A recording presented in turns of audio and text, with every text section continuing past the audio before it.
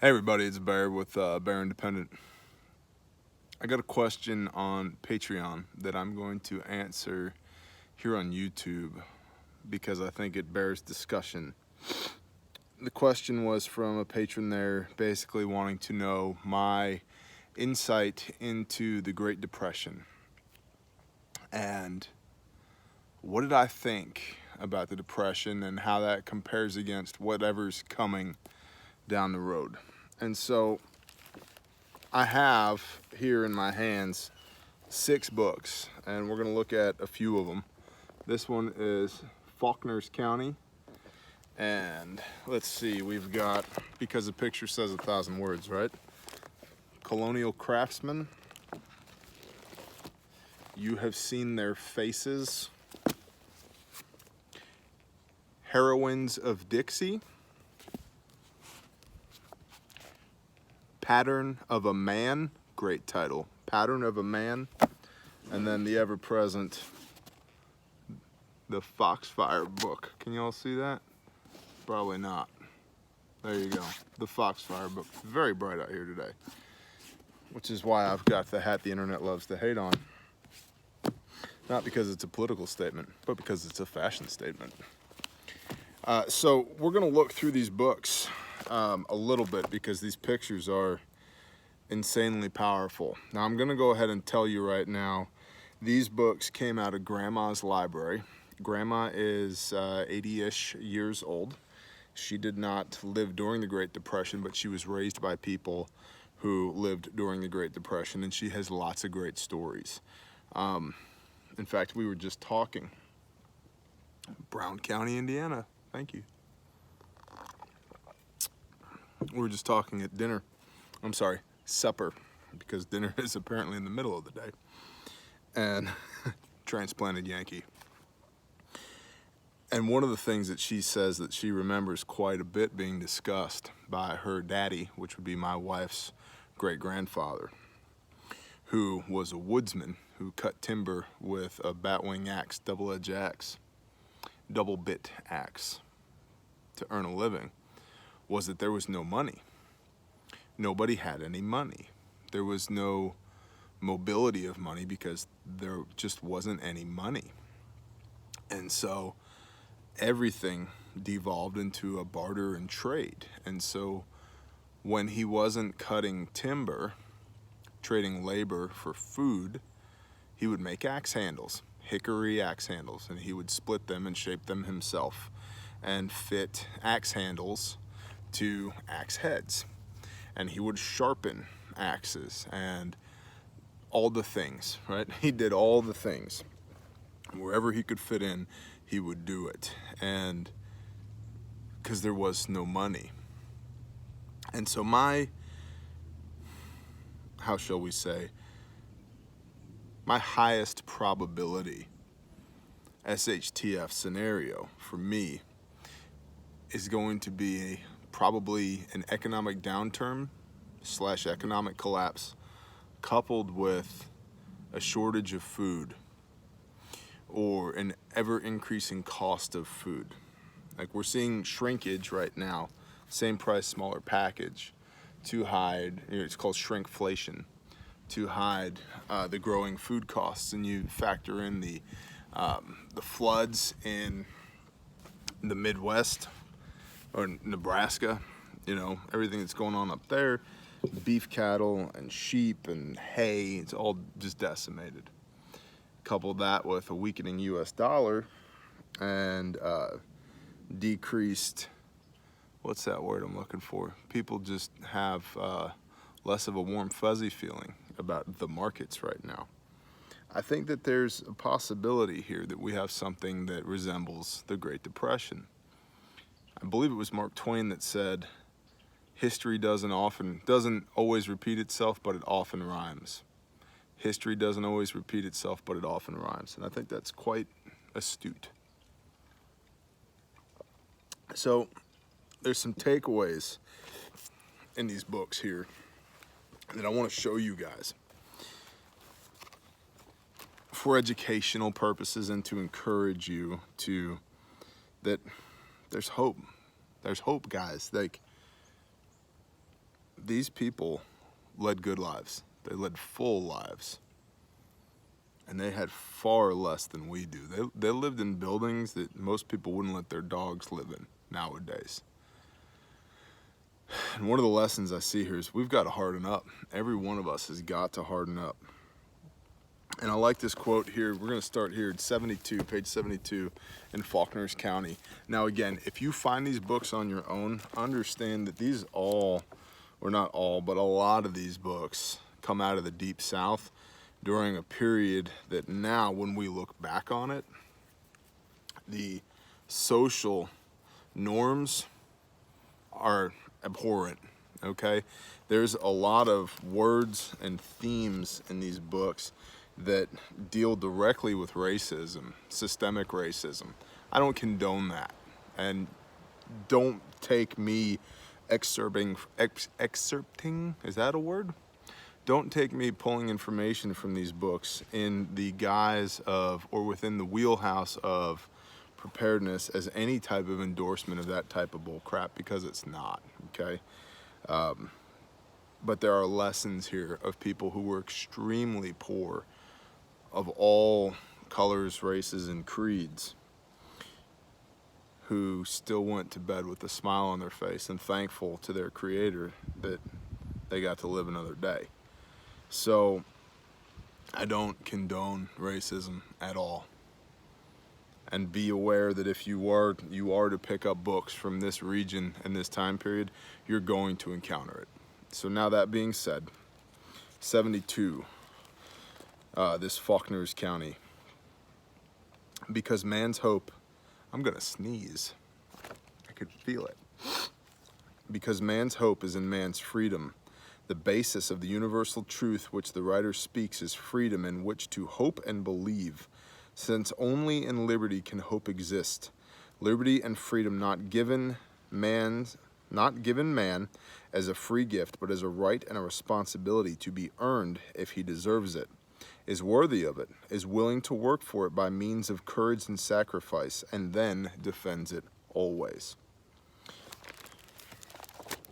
Look at this picture. See this? These are two guys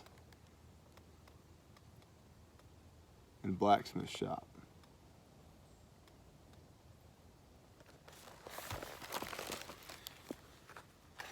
These people were hardcore. Look at this house.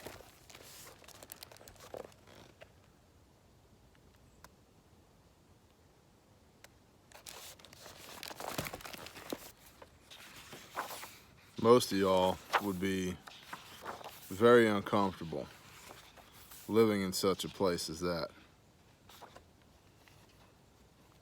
Here's a quote, page 87. I used to think that hope was about all folks had. Only now I'm beginning to believe that that's about all anybody needs, just hope. And here is a picture. That quote is on this page of this graveyard, family graveyard. And there's a woman and her daughter standing on the porch,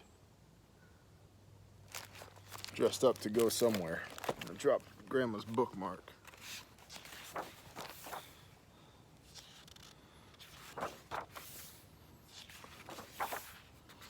How about it's time to do your laundry? How's that? Heating water over a fire, hanging your clothes in a tree.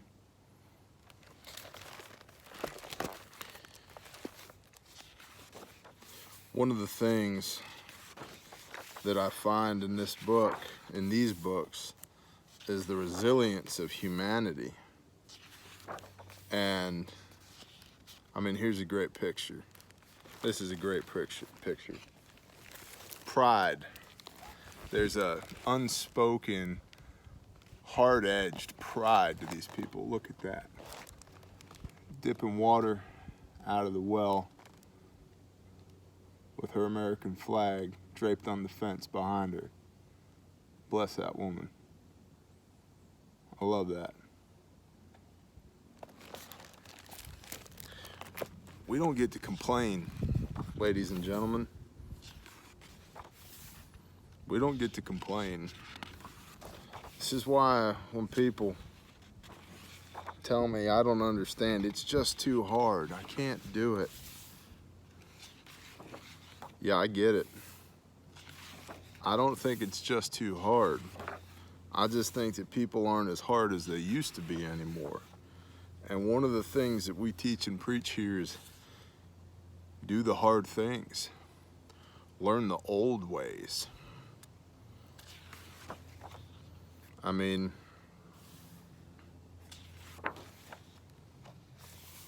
they're so... Here you go. Boiling molasses. That is a mule hooked up to what I believe is a grist mill to grind it. I could be wrong. Y'all see that? When technology goes away and life gets real hard again, what are we gonna do? Do we just roll over and die because it's tough? I mean, here you go.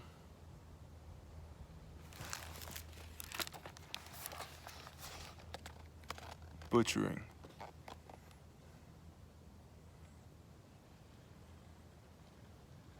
How many people know how to do that these days?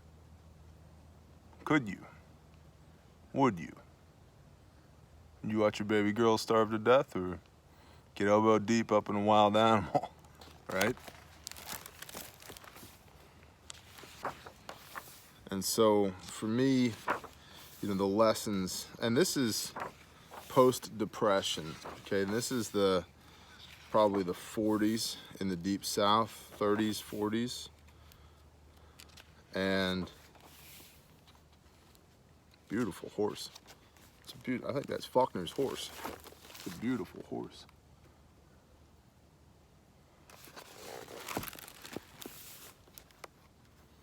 Just because it's easy doesn't mean it isn't simple.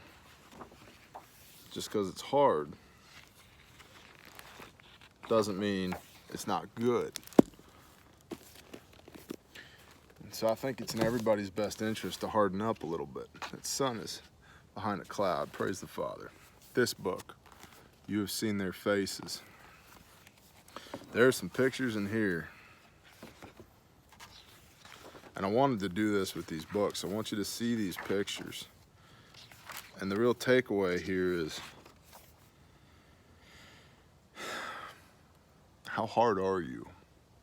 Do you have what it takes? Do you have the content of character and the conviction to do whatever it takes within the moral and ethical boundaries of the appropriate way that one should conduct themselves? Just look at the faces. These people have seen some stuff. They've done it. They've lived it. The quote here at the bottom says, "A man learns not to expect much after he's farmed cotton most his life."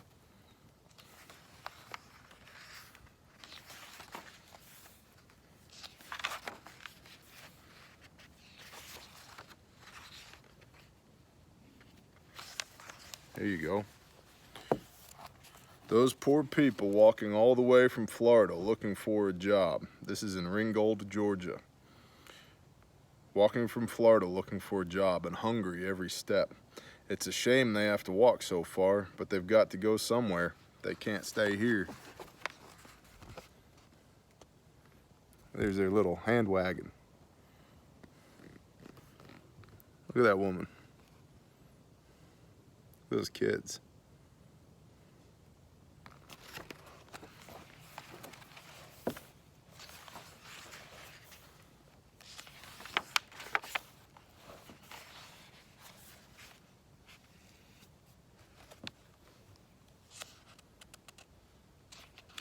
This book is very much so focused on the South.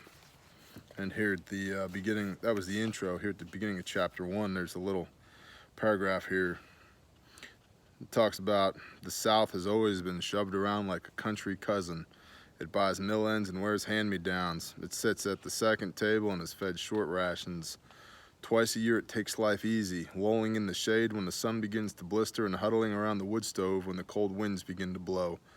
The rest of the time it works harder than anybody else, chopping its cotton and sawing its wood from dusk to dawn. In return for its labor, it does not expect much, does not ask much, and never receives much. It has pockets in its pants, but there are holes in the pockets. It gets paid in nickels and dimes.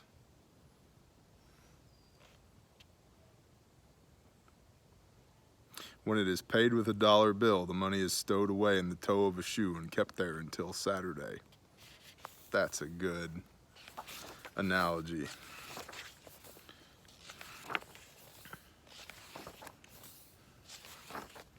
Some of the...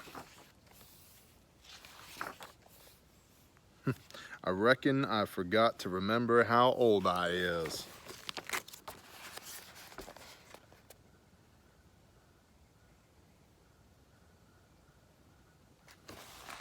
There's not one of us that gets to complain. You know that, right? It's just so hard. We have it so good. We got 75 cents a day in the cotton field last year and a whipping if we didn't stay and work. I hear them say we'll get $1 this year.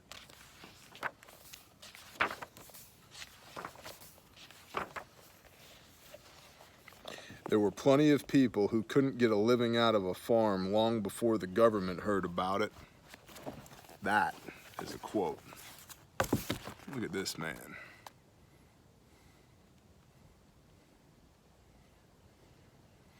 You think that guy wants to hear you whine about your job or your car or your mortgage or how hard life is? No. He doesn't have time for that. Grandma was in here saying that, as she says, Daddy, her daddy, my wife's great-grandfather, said that you could always tell the difference between the city folk and the country folk by their hands. That the city women had hands like paper. Skin was real soft and thin. And that the country women had hands, that they were tough.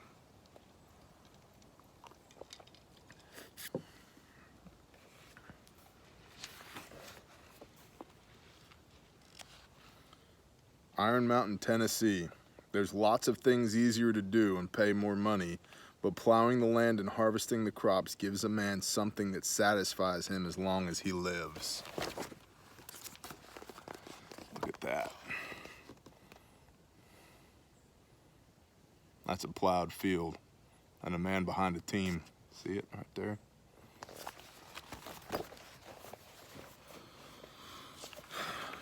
This picture, this woman.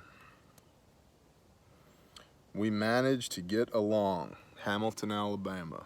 This is a young woman. I want you to look at her arms and her hands. She probably deadlift more than you can. Look at that. Look at her hands. Lessons from this era of time. If you're not moving your body right now, what's that old phrase? Use it up and wear it out, make it work or do without. If you're not doing that right now, if you're not practicing for hardship, literally learning how to swing an axe, literally plowing fields and planting by hand, growing your own food, making your own clothes. I mean, the concept of, just think about the money dried up. What are you gonna do when the money dries up?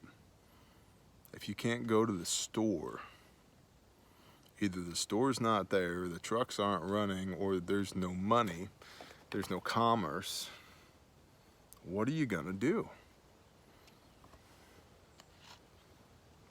School is out for spring plowing and Pa said I could go fishing.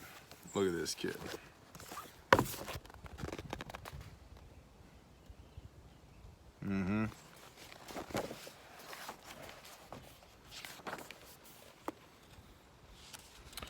Highlands, Tennessee. The women folk have got to help out just like anybody else. Here's two young ladies out planting. Like they got a wash tub full of seed. They're out planting.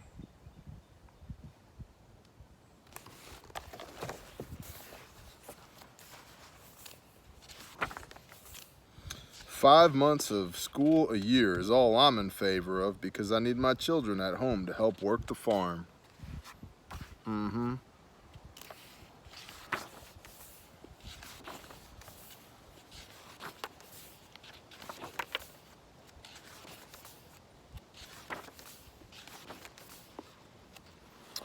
"We own the homestead. It has a 5-room house and 53 acres of land. We keep chickens, hogs, a horse, 2 mules, and 2 cows. There's a pasture and a half-acre vegetable garden, and my wife has a flower garden."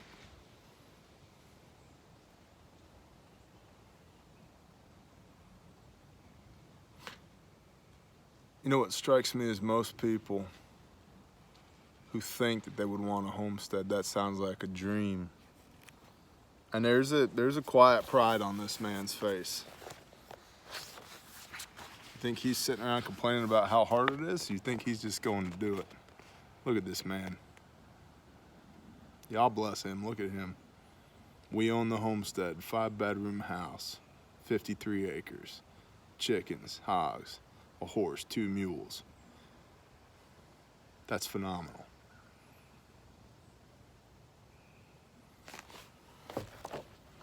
We've got to harden up.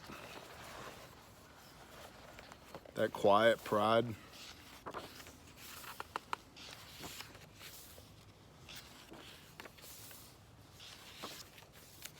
we've got to harden up.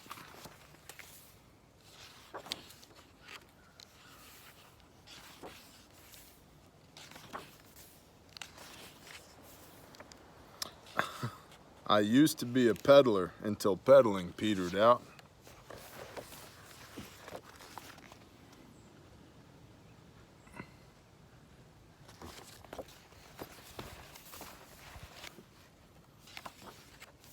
Again, this is the book. You have seen their faces. "My son and his wife sleep in the bed. I was all right on the floor until the high water floated my mattress away." Picture of an old man standing in a doorway. "The Okanofi Swamp, or the Okefenokee Swamp in Georgia. Every month, the relief offices give them 4 cans of beef, a can of dried peas, and $5. And the old lady generally spends $1.50 of it for snuff." Again, I want you to look at the warning, breastfeeding picture. Who cares? Look at the arms on this woman. Tell me that woman doesn't know how to work. And look at the lines in her face. She's clearly of childbearing age.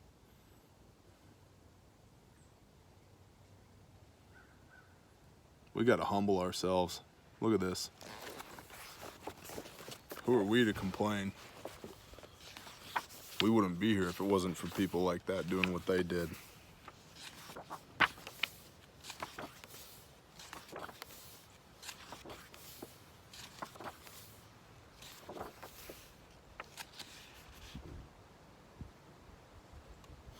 You know, this is another thing. I've talked quite a bit about how I think it's very egotistical of us to, as you know, Christians, to believe that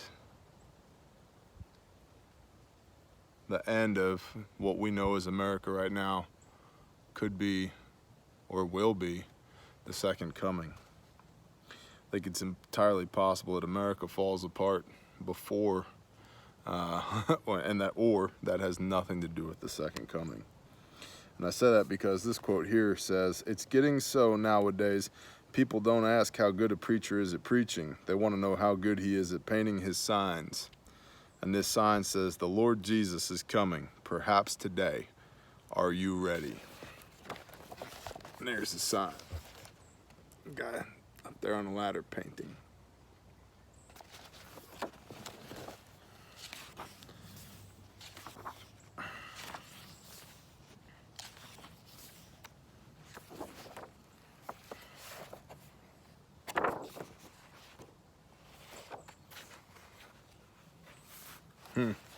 Yazoo City, Mississippi.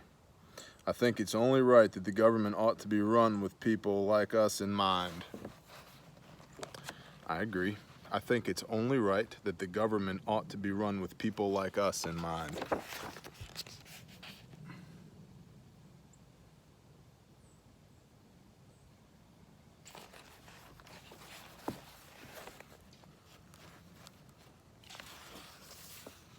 Look at this young woman. She looks Dutch, maybe German, maybe Norwegian. Young woman, 4 kids. Look at that face. Think she hasn't seen some stuff, put some hours in, work those fingers to the bone. You don't understand, T. I just can't do it because... No, I get it. I get it. You don't understand. You can do it. Because this is what came before us. They got it done. If they didn't get it done, we wouldn't be here. Who are we to complain? We got it easy. We got electricity, we got running water, we got sewer and septic, we got combustion engines, we got all the things. Right here. "I spent 10 months catching planks drifting down the river to build this house, and then the flood came along and washed the side of it off. Doggone if I don't like it better the way it is now."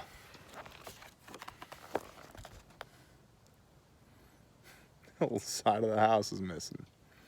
It's kind of that can-do attitude. I think I like it better without that side of the house. "I get paid very well, $1 a day when I'm working."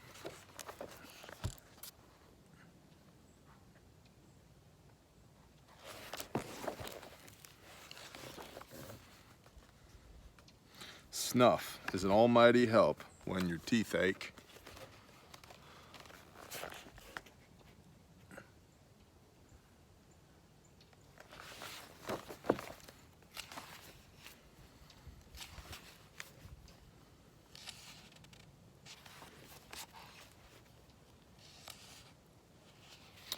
Happy Hollow, Georgia.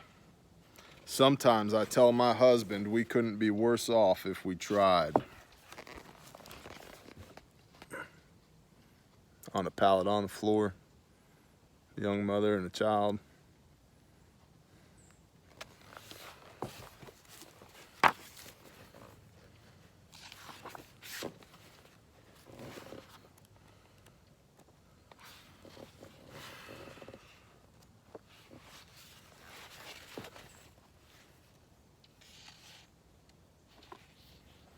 Matthews, Georgia.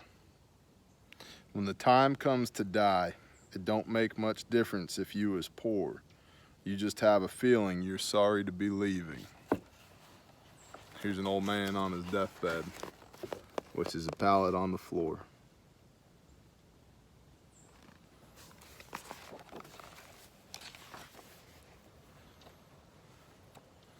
Brownsville, Tennessee.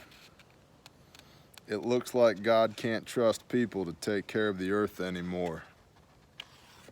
It's just a barren field. There comes a time when there's nothing to do except just sit."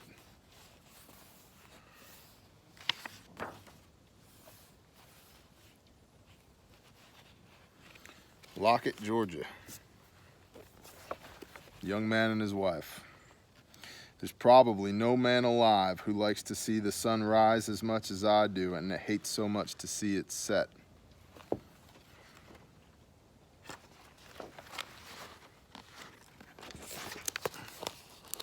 See him sitting there in a little house.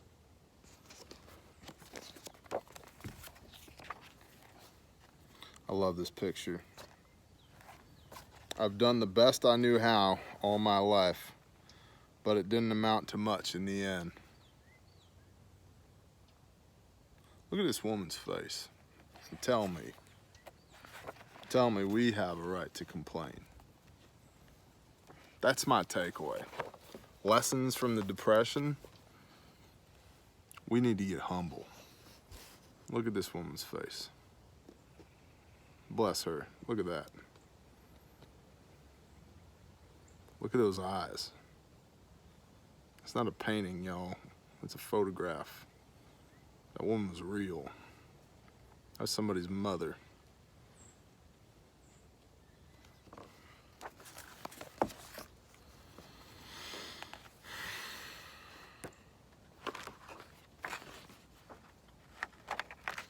This is the last one in this book. It ain't hardly worth the trouble to go on living. I believe it's the last one in this book. Yep. It ain't hardly worth the trouble to go on living. Look at him.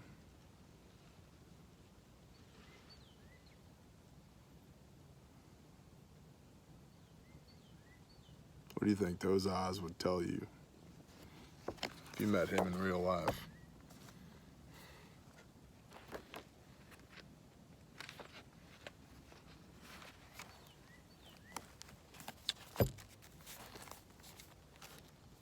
So the reason I wanted to show you guys those two books is because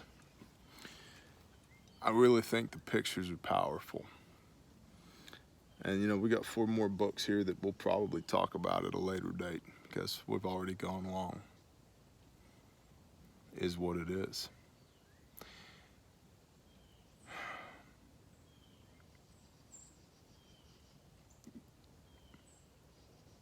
How do you survive the next Great Depression? Well,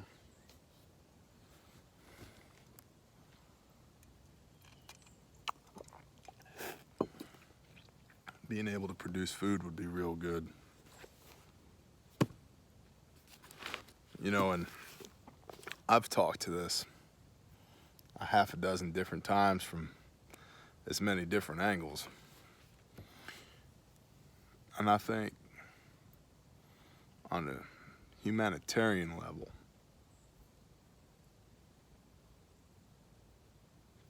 to see the depth of humanity in these people's faces,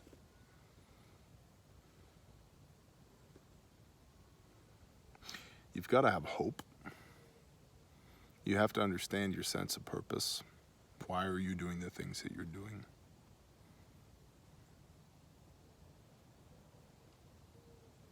Why do you keep going?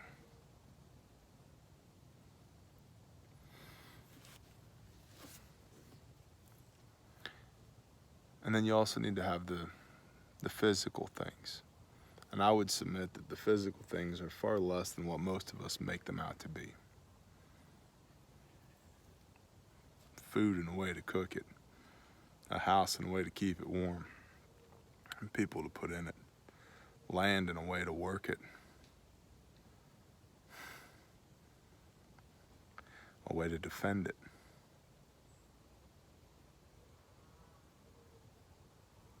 We get so caught up in the box checker mentality of preparedness. You know, buy this and get that and do this and get this training and go here and learn that and read this book and take this course and did you get the new Gen 7 cat tourniquet? Oh no, that's the old one, that's the Gen 3, you're gonna die. I'm like, you know, cat tourniquets are great. A stick and a rag will do the job. Doesn't mean you don't have a cat tourniquet on you, but a stick and a rag will do the job. You know, a 60-horse Kubota, that'll plant some food. But a sharp stick can plant some food too. You know, a mule can get a lot done. Grandma was telling me a story when they were kids of taking needle and thread and hanging up beans in the attic to dry, and stitching through the beans and hanging them up from one side of the attic to the other. It's little things like that that we take for granted. How many people have ever dried beans? You either buy them dry or they come in a can, ready to eat. How did they get in the can? You know how to do that? Go away, mosquito. Die, heathen bug. So,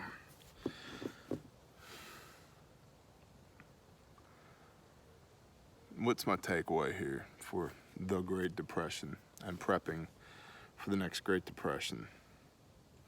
I could go real tactical, practical on this, and I have in other videos. I'm not doing that in this one. This is the thought piece. Are you right with your Creator? Are you good with your friends and family? Are they good with you? Do you have a sense of purpose? Do you know what your mission is? Do you know why you're doing the things that you need to do? Are you hard enough to do them? Have you worked all day from sun up to sundown? Could you, if it mattered? Could you do it for weeks or years with a smile on your face? Why are you even here right now? Are you the type of person who could only exist in today's society?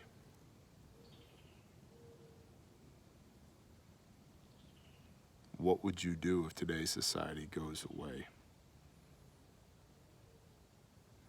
Would you roll over and die? Would you willingly accept defeat? Or would you find a sharp stick and start plowing the ground?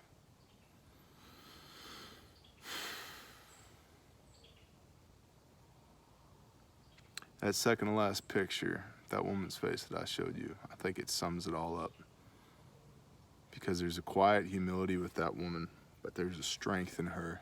And I think at one time she was beautiful. And you can tell that she's been broken, but she's still strong. She's got eyes. She's got eyes that could see into your soul. And it makes me wonder, what has she seen? And that makes me wonder, what will we see? And how will we deal with it? Talk to the Father. Hug your kids. Kiss your wife. Build your team. Have commodities. Be able to produce your own food. Own land. Get out of debt. Do the hard things now. Learn to plant beans with a sharp stick. I've done it. It's not easy, but it's simple. Don't give up. Understand your why. Shalom.